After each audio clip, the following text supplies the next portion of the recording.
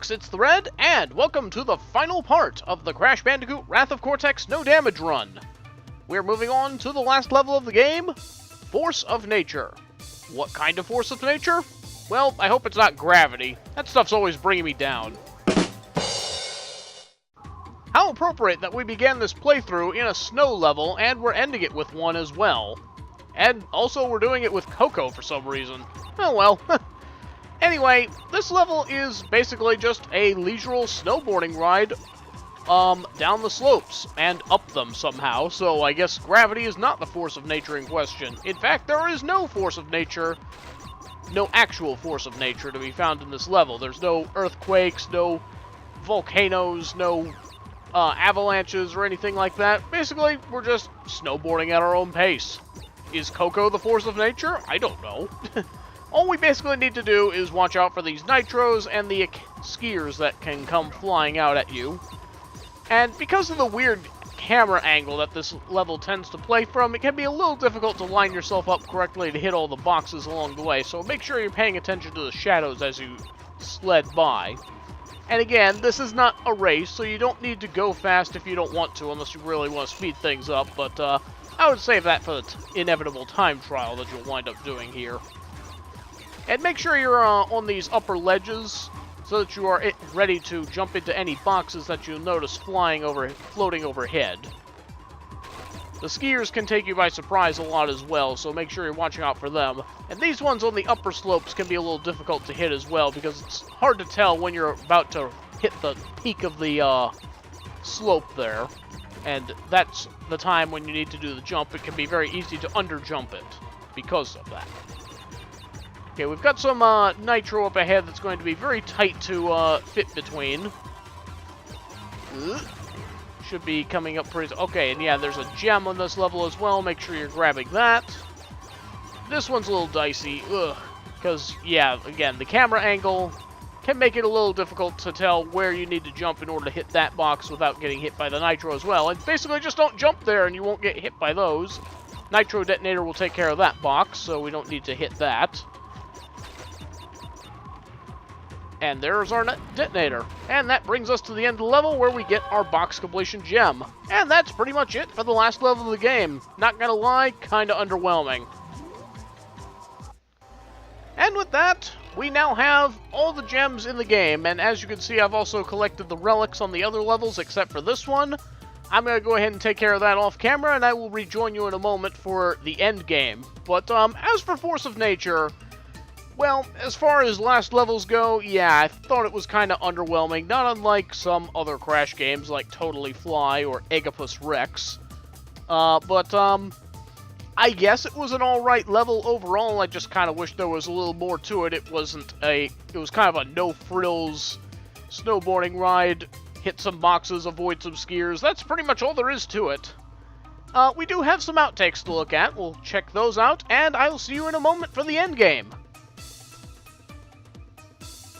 But basically what we need to watch out for are some nitros and skiers that we have around here. I said watch out for the nitros! And we're also playing as Coco, surprisingly, and not Crash. Would have thought Crash would have had the... Oh! Watch where you're skiing, buddy! So that you can reach some boxes that are in the air. And I missed a box. Thanks, buddy! Like floating in the air. Oh! Okay, and once all the relics have been collected, we are pretty much done with everything that we need in the game, and now there's only one thing left to do, and that is to go bring the fight back to Cortex at the end of the game. Once again, you do need to get all the relics and all of the gems so that you can go and take on Crunch and get the true ending of the game. So, I'm going to go ahead and take care of this. Much like in Crash 3, it's going to be exactly the same as it was the first time we fought him. So I'm going to go ahead and speed up through this. We'll watch the ending, and I'll see you in the credits.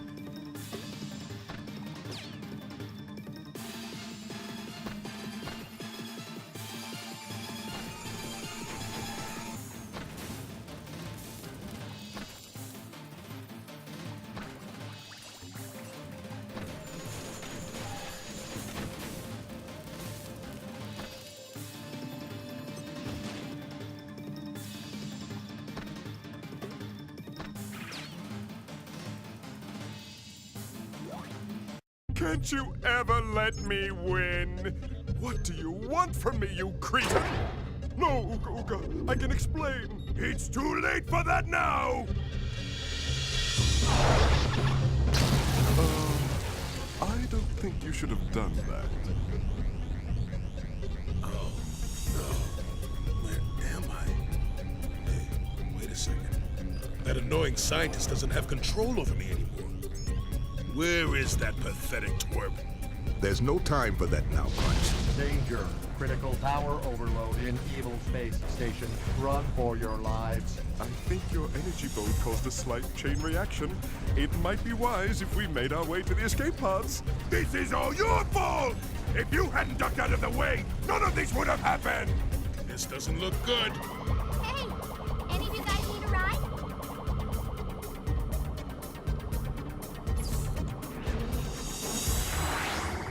Crash, Coco, Aku Aku, I'm grateful to all of you.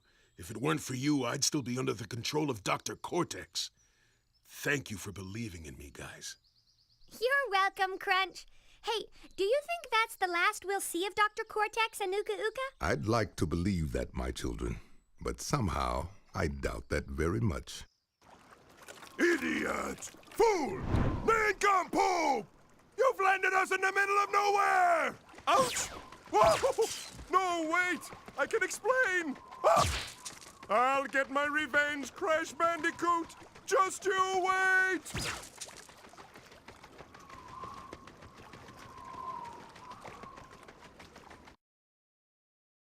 And with that, we have officially come to the end of Wrath of Cortex. I already covered most of my thoughts about this game during the Crash series review that I did a while back, but honestly, I feel like Wrath of Cortex is a little underappreciated in many ways. Say what you will about how flawed it is, or how there's too many gimmicks, or how it just doesn't capture the magic of the original trilogy, but at the end of the day, you still have a pretty solid Crash experience to have here, and if you're a fan of the series, you're sure to find something here that you'll enjoy. It's not a bad game to start out on either, and for a lot of people, this was the game that they started out on. After all, this was the first Crash game to make its debut on Xbox and GameCube.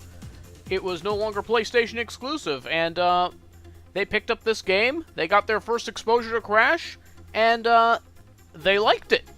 Now, obviously, it's not the best game in the series, but if you've played the original trilogy and you have an itch for more Crash Bandicoot action, I would probably recommend checking this out, but only after playing the first three, of course. Now, as for doing this game no damage, yeah, it was quite a headache at certain places. I think we all know those places. Tornado Alley, Crash Droids, that sinking feeling. Oh, I never want to see that level again. But aside from the usual suspects, the flying levels, of course, I didn't find most of the levels in this game to be all that bad. The platforming levels weren't all that challenging, the gimmicks weren't that hard to get accustomed to. The biggest challenge in this game is the attrition that comes with the length of the levels. Overcome that, and the game is pretty much a breeze. But, yeah, that's pretty much all I got to share on this. And with that, Wrath of Cortex No Damage is complete. Feel free to check out some of my other Crash No Damage videos as well, and next up on the No Damage hit list will be Crash Bandicoot The Huge Adventure on Game Boy Advance. But before we get to that, I have a few other games I need to go ahead and get out of the way first, so stay tuned for those. But until next time, this is The Red, see you next game.